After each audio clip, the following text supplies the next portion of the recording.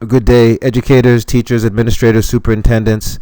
This presentation is designed to approach and speak to the scope of work and what responsibilities our organization, Bandit Publishing, if we were fortunate enough to work with you, would be responsible for, and what you can expect to achieve, what your students will walk away with, if we are so fortunate to work with you. This is the formula, again, a mixture of engineering, design engineering, and entrepreneurship to the end goal of creating a disruptive innovation, the highest form of technological success, and a unicorn company.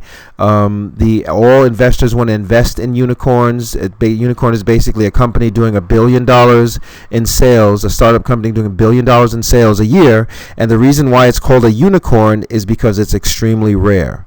So Uber, Netflix, Tesla, these are all disruptors, and these are all what the Ivy League engineers aspire to create, because it turns them into billionaires in one day.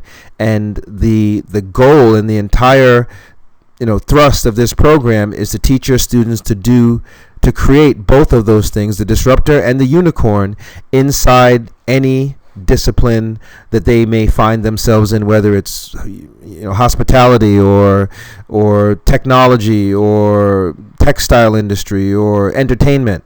The goal is to always disrupt and to turn those disruptions into unicorn companies. And we're going to do that, if we're fortunate enough to work with you, using a genre of STEM called E-STEM, where the E stands for entrepreneurship. And the entrepreneurs, it's the theory of this program that the most successful rock star billionaire entrepreneurs have the ability to innovate like an engineer, like a design engineer, identify and discover like an incredible scientist, and then sell like a rock star CEO, salesperson, the best in breed of that being the infamous and deceased Steve Jobs. So this genre of STEM has been very successful, engaging underserved populations of students, and our mission with this scope of work is to close the technology gap where it is most acute amongst African American and Latino students. So the materials for this course are, it works best. In the past, what we've seen is if you can put the kids in a computer lab with internet access and a computer that they can do their research on and go out and work in teams, but it's best in that environment. Obviously, they need a notebook, and a pen, a little portfolio, like I forget what they call them, but the executives wear the little leather-bound notepads, and where they have, since we're telling them they're going to be executives, so it's really nice if they have those. A binder is fine, but notepad and pen, a storage device to save their work on, because this program is very project-based. They will do a lot of projects. They're going to create prototypes and design TV commercials, so to save their work on a storage drive would be amazing.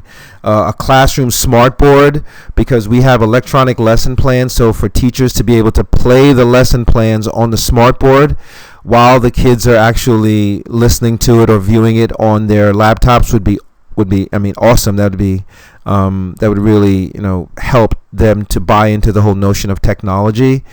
Some sort of prototype design software. There are a number of prototype design softwares out there on the market. So that an example is AutoCAD.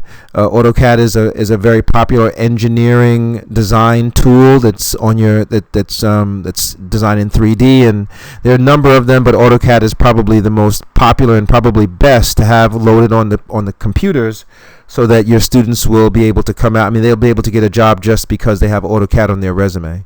A 3D printer would be awesome, so that they can print out their prototypes, because the goal is for them to compete in business plan writing competitions and to have a prototype so that when they're on stage doing their presentation, their customers or the potential media that's going to talk about and help them to popularize their new innovations will be able to see exactly what this new innovation looks like. So a 3D printer would be great. That's moving towards the makerspace environment. A makerspace is basically a laboratory where the students can actually make the products that they've innovated and come up with. So if they invent some new workout belt or a new weight set, they'll be able to create that prototype in the makerspace. And some schools put a lot of funding into their makerspace environment with all sorts of, they'll have AutoCAD on the computers, and they'll have the 3D printers, and they'll have, soldering iron for designing electrical circuits, and it can be really cool. It's very kinesthetic. The kids love it. And then also, it would be amazing to have a box set of different documentaries. There are a number of them. The Great Innovators series, I watched that this weekend, and or the Men Who Built America is another great one to have. The lesson plans actually speak to some of the episodes in the Men Who Built America, but more importantly, they'll hear the tools and the conversations that will go on when they're watching these documentaries will mirror the lesson plans, and they'll see that, oh my goodness, what I'm learning is exactly what Rockefeller or Morgan Stanley or J.P. Morgan used to create some of the most powerful companies that are the basis of the American economic system. So it just corroborates that what they're learning in the class is actually real, and people who are very successful have used it, and it really helps to indoctrinate them into the notion that if those people can do it, and if those people can come from being, like a janitor to being the CEO of Oracle, just throwing a company name out there, then obviously you can do it too. So those documentaries are really important to have that as far as giving kids the opportunity to watch other inventors and other great innovators do exactly what they're learning to do in the class. Now, the problem in our mind that school districts across this country are facing, and how and why the formula, I believe, it is our theory, can help and cure some of these problems, is that at-risk behavior is being glamorized in the media by people from Kanye West to Nicki Minaj, rappers, many athletes. It's glamorized, and it's very difficult for you as a teacher and administrator to compete with those folks because they're very successful. So in the spirit of modeling, a model is an example of success, and role models, if those people are wildly successful and they're exhibiting at-risk behavior in their videos with charismatic music, and they have millions and millions of dollars, it only makes sense to imitate that behavior. Whether it's, it's even if it's at risk, it's so glamorized and so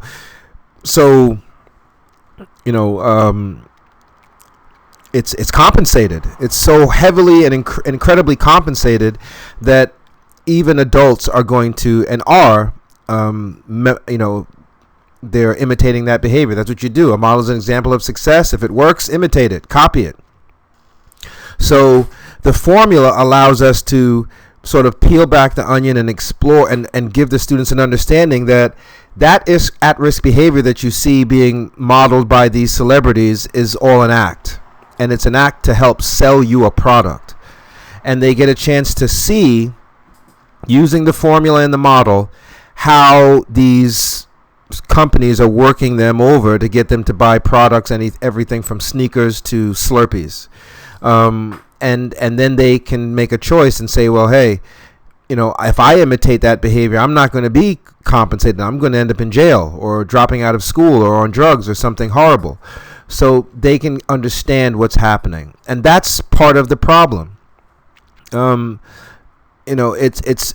an almost impossible problem for academics to cure without delving into risk modeling and formulas and money and entrepreneurship and sales and just how diabolical a CEO can be.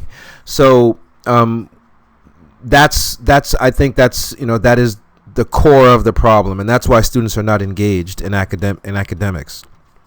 And just to end that point, Kanye West is allegedly the richest black man in the history of the country, and he's openly made a mockery of education. So that just sort of corroborates our thesis that this at-risk behavior being glamorized by the media is probably the biggest threat to academia at large. And then having a narrow understanding or career understanding of how you can design your own career, believing that you can only be a rapper, an athlete.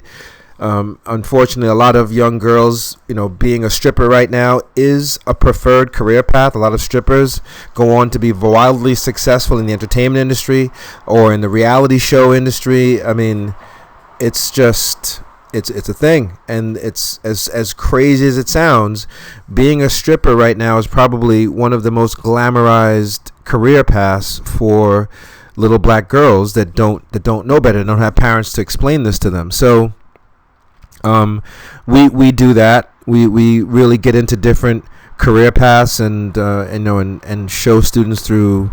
They open up their own LinkedIn accounts, and they can explore all sorts of careers other than just the CEO and the engineer, the two hemispheres of any company, and then a zero understanding of why. And I had a really in-depth conversation with a gentleman who I grew up with, who we're in conversations and hopes of working together very soon, bringing him into the company. A very successful entrepreneur, studied aviation engineering. I think that's what you call it, but aviation engineering, and went on to start his own companies and came up with some really amazing ideas that he discussed and how he made lots of money. And incidentally, African American, and he said that white kids or the wealthy kids, they don't need to know why, because their life is the why, which I thought was profound. He said that they live in their why, they live in it, whereas African American Latino kids, if you don't give them something to dream about, they don't know why they're doing what they're doing, and they just don't. They just won't, right? So, but if they see an amazing car, or if they see their brother who's an incredible athlete, that becomes their why, that they can see it. And he also went on to say that how important dreaming is, how important it is to dream. And he said that there was some scientists studied that people who are at war, and he just told me this last night. I thought it was amazing. People who are at war who dream about getting home usually live. He said a study was done, and he said that's how important dreaming is. People who dream about things usually succeed at them. And I forget the name of the study. I should have asked him that, but I said, that's amazing. So if we don't give young people, especially underserved populations of African American and Latino kids who may be living in situations that are subpar or sub-poverty line, if you don't give them something to dream about and tie that into their why, they're just not going to do it. They're just not going to do it. And we believe that this is the problem. Education's inability to explain why and attach a dream to that why. And in closing, I just say that I think one of our main value propositions to these schools is that this formula, this technology, is created by somebody who looks like them, who comes from the same place as them, who's cut from the same cloth as them, who did not grow up with the silver spoon in his mouth. So ultimately, the part of their why becomes, if that guy can do this, then it's a no-brainer that I can do it too. So the outcomes and objectives and outcomes are something that we're really proud of. This program is called The Formula. It's a linear mathematical equation. So the students will really be drilled on the basis of mathematics for engineering, which will be a springboard to more difficult mathematical computations like calculus and statistics. They will write a fully blown business plan. They will go through a strong vocabulary component to develop their reading skills, hopefully to the point where they'll be able to read the Wall Street Journal. They will participate in group projects where they will assume the role and responsibilities of the CEO, CTO, Chief Risk Officer. So their leadership skills will develop as they participate in different projects and take on different levels of responsibility. The tools that make up the formula are consistent throughout all forms of engineering, whether mechanical, electrical, or chemical, civil, computer science. So they will walk away with a strong understanding of technological literacy to the tune of creating the disruptive innovation and the unicorn, which is the highest form of technological innovation. Critical thinking skills will fuel their ability to innovate. It's part of our proprietary logic statement. It is integral to the innovation process. They will approach engineering from the technician's perspective, the design engineer at the highest rung of engineering, as well as the calibrationist engineer. So their understanding of engineering and what it is, how to create with it, and the different categories of engineering will become very strong. They will understand logic, the basis of computer programming, and they will understand how logic takes form and fuels innovative critical thinking skills. So basically they will use a logic statement to reverse engineer other innovations and figure out how other great innovators came up with the ideas for their products. Excuse me. From a sales perspective, they will develop their empathy for their customers, and they'll be able to express that. Their social and emotional skills will develop. Those muscles will be exercised because they'll be using them working in groups and projects. So the projects are designed to give them the ability to flex and to exercise those social and emotional skills, as well as time management. The formula is all about time. There's a whole chapter in the book on time management, so that's very important. Model literacy is something that is integral to every discipline, whether science, technology. Every discipline has model literacy. There are people who just make hundreds of thousands of dollars a year designing models for different organizations. Sales, marketing, advertising skills. They will design television commercials, various marketing campaigns, viral marketing campaigns. They will be able to track ROI through sales and marketing. So I believe that they should be able to get a job designing television commercials in any marketing firm after they've been exposed to the lesson plans and the curriculum as a whole. It's part sales and marketing, part engineering. That's the entrepreneurial component.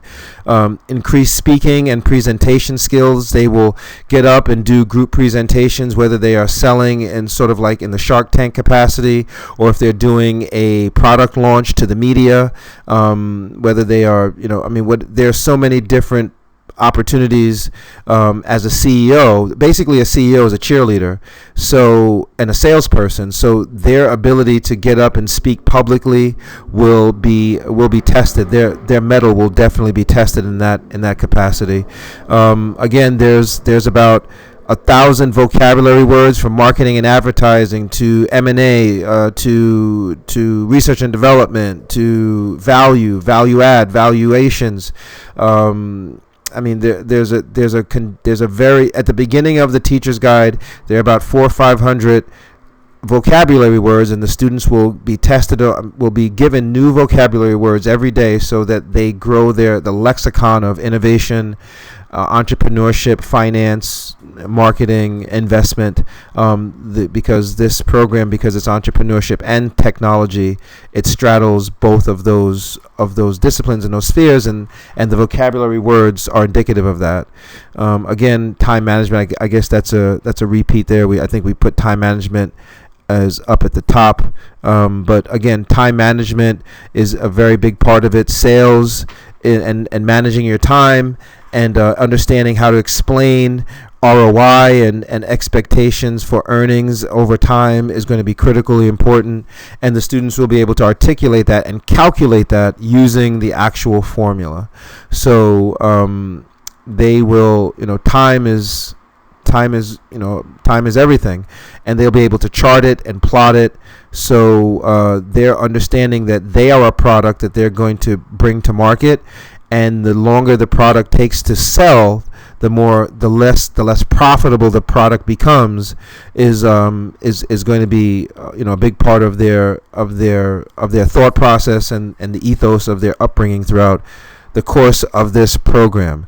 So not only are we going to do the math, the arithmetic, the reading and writing and speaking, but we're going to work at some of those soft skills that are. It's said that the soft skills, that like critical thinking and emotional and social intelligence, time management, those skills are more of a predictor to increased grade point averages than just the regular, arithmetic, reading and writing.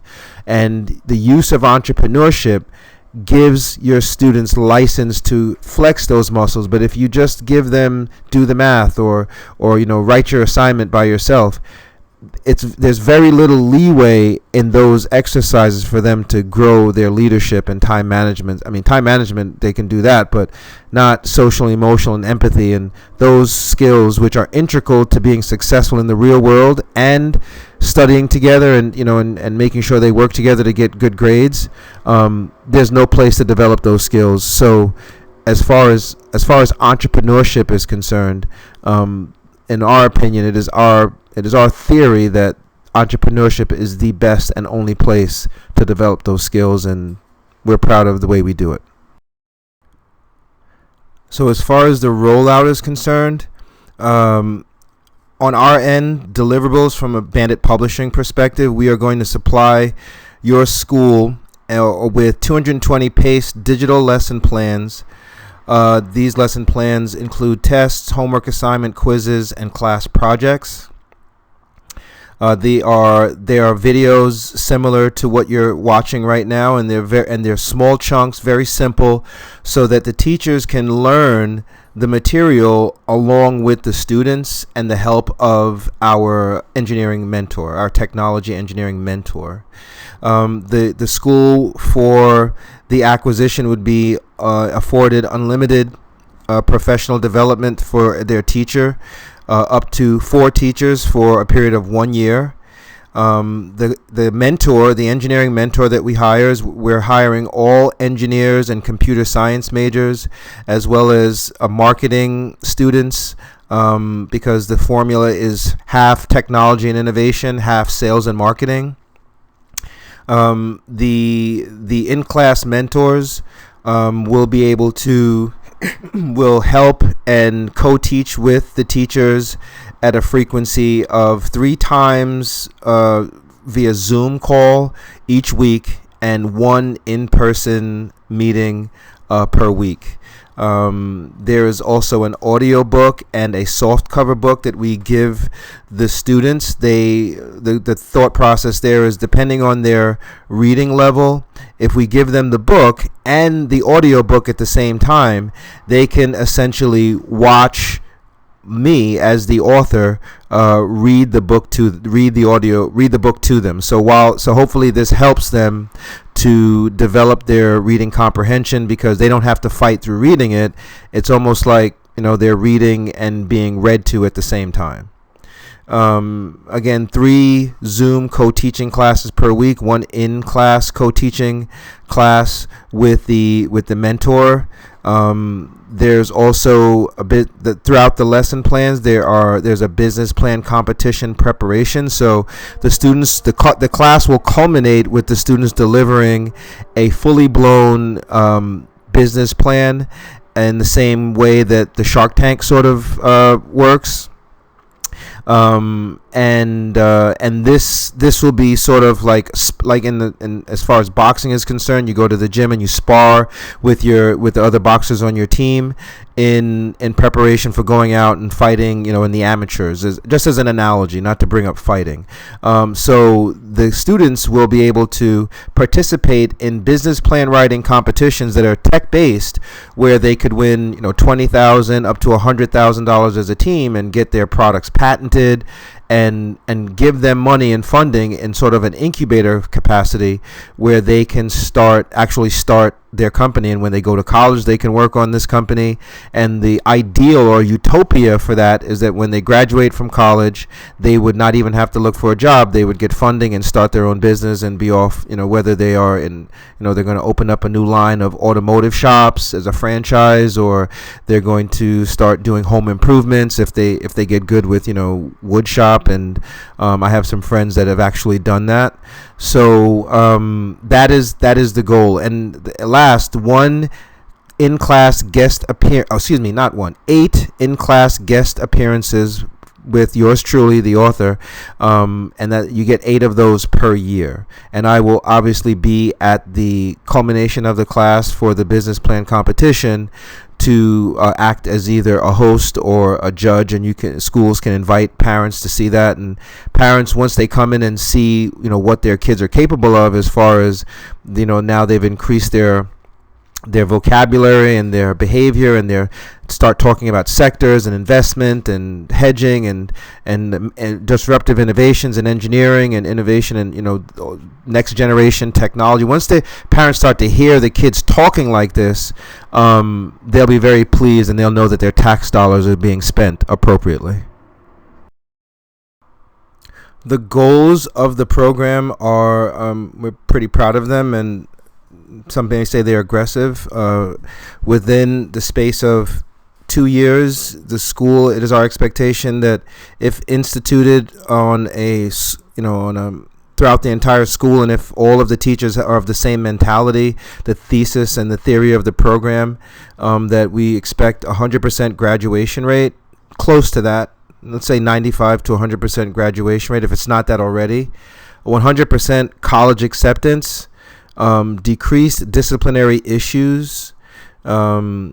Students should, of all walks of life and all backgrounds, should, if this is done properly, and if we brainwash them properly, and hopefully that's not offensive to use the term brainwash, but if they are indoctrinated properly, they should feel too valuable to get themselves into any violent situations, especially on the school. They should be focused in on making money, and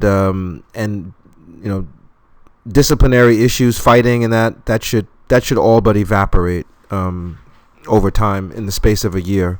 So if you have a school that's notorious for fighting and knucklehead kids, as was I, that should evaporate within a year or two. The school should be known for something else. Increased athletic participation, as well as, I didn't write this in here, but there's a very strong art component in the book.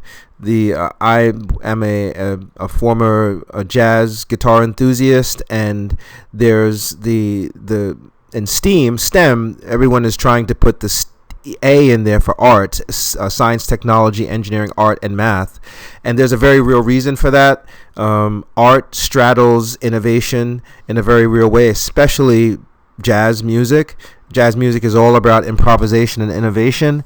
And the logic statement that is inside the engineering curriculum can be used in art, or in music at least, very much so in music, as well as to innovate disruptive innovations. It's the same thought process when you come up with an idea for music, for a new song or a new solo, as when you come up with an idea for. So that's the where engineering and technology straddles art in the innovation perspective. So if there are schools out there that are struggling trying to tie art to innovation, trying to tie art to technology. The common theme is innovation. So if you don't have an innovation-centric STEM perspective, then it's going to be very difficult to tie art to it. And there is something called the 3 A's: academics, athletic, and art.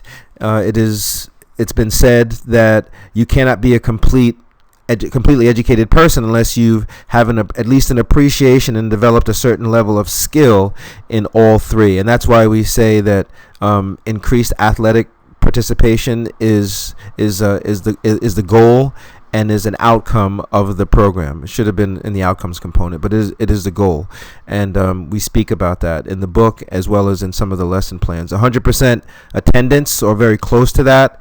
And all students should come out of the class understanding or having a pretty clear picture as to what they want to do with their lives and how they're going to disrupt the industry that they are most passionate about, where their talents and passion and genius lie, which is known as human currency. They should have sort of discovered what their talents, passions, and genius is, hopefully in an ideal world by the end of their senior year coming out of the program.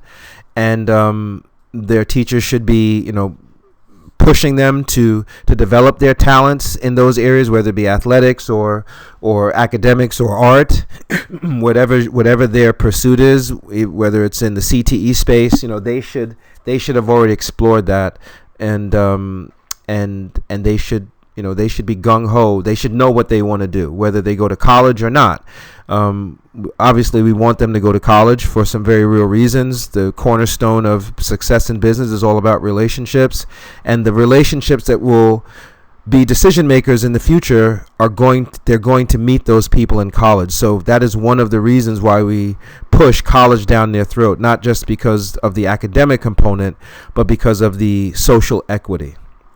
And then the seventh one here, which I didn't put there, 6 is realized career path. 7th one there is an understanding and working on disrupting an industry before they get to college. So before they even get to college, their mind is focused on how am I going to disrupt the technology sector and what products am I going to use to do that. As an example, Bill Gates knew he was going to disrupt technology because he designed the accounting software package for the high school that he went to in Seattle. So we want the kids at that age to be that focused when they leave this program. That is one of the goals, and that is something that's not just on the back of the teacher that's teaching the class. In an ideal sense, if all of your teachers are just understand what the kids are learning, they can talk about it and they can apply it in history or in literature or in any class, because it is interdisciplinary. And if the entire school and all the teachers are focused and telling them that it is your expectation, it is expected that you are going to be a titan of industry, a successful entrepreneur, and you're going to disrupt some industry. That is the expectation. That is, anything less than that would be disappointing. If all of the teachers in the entire school is of that mindset, then the kids will act accordingly, because they like to be challenged, especially in the upward direction. So to speak specifically about the timeline, and timeline for you administrators and teachers would be your ROI. We should see 100% attendance in 3 to 6 months. Excuse me. That is what we've seen thus far, and we've tested this in the after school capacity as well as during the day. And if teachers follow the lesson plans and make sure that they are teaching the program correctly, which includes the vocabulary component, the lessons, the different videos that we like the kids to watch, and testing them and really keeping up the pace of the of the teacher's guide, within 3 to 6 months, the students should be so excited about the notion of starting their own companies and designing TV commercials and doing press kits to get themselves on television shows that they may have listened to or watched. I for my first book, I was able to get myself on the Wendy Williams show, Howard Stern. I was on a number of shows on the BET channel. I got it in every magazine, every black magazine, except for Black Enterprise, which is understandable, because the first book wasn't really that sort of a context. It was it wasn't a business book. So writing the excitement of those sorts of things, of going out and getting funding for their prototypes, and participating in these business plan writing competitions, maybe sending a press kit to the Shark Tank and getting on the Shark Tank. I mean, that's not outside of the scope of what we'll do here. After 3 to 6 months of activities like that, if the only way the students will not show up to the class is if they just can't.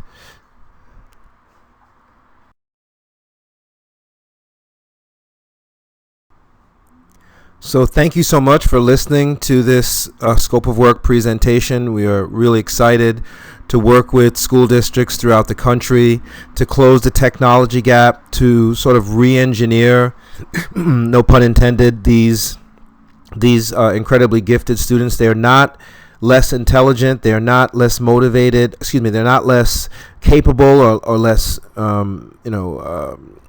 they have the same ability to comprehend. I mean, I was an at-risk kid, and so if I can do this, God knows what they can do. And we're just really excited to work with all these districts and to see what these kids create. And it is our hope that this program and this formula will become the basis of a sort of a Silicon Valley, if you will, for everyone. This is not mutually exclusive to African American and Latino kids. This notion of educating young people and blinding them to the real direction of technology is happening to the working class poor, but it is just more acute in the African American and Latino community. So we're really excited to turn that dynamic over on its head, to create competition, to create industry in underserved communities. Imagine a black Tesla or a black IBM. And it's not beyond the scope of reality. Math and technology was invented in ancient Egypt. So this is in the students that you're dealing with. This is in their blood. We just have to bring it out. And I'm excited to work with you. If you have any questions or concerns, please give me a call. Do not hesitate. My direct number is 516-902-9837. I would love to talk to you at your convenience. God bless. Have a great day, and power to the people.